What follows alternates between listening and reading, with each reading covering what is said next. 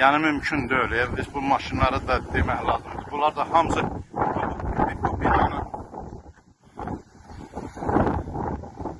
bu binanın sakinləridir. Bax o zibillər də bura yığılmışdı. Bu hissə yığılmışdı. Bax belə. Bura hamısı, yəni orada o obyektlər aiddir. Bu da obyektlər.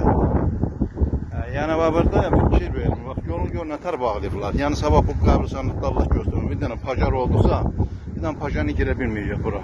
Buna 100 dəfə deyirik ki, burada maşın satılır. Yolu bağlayır.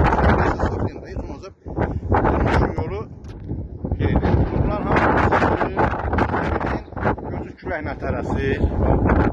Hamısı gətirib bu aradan doldur qəbristanlığın içinə.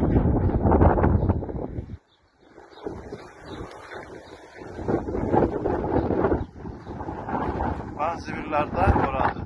Qabaqları o zibil yeşikləri orada döndü. Binanın o bir tərəfindəydi. O bir tərəfində hörüb düzəltmişdilər qəbriyyələri ki, o zibil vedaları qoysunlar ora. Yəni oradan zibil o tərəfə, qabaqları o tərəfə batırırdı. Oranı öyrəndən sonra oranı stoyank elədilər, gətirib qoydular bura.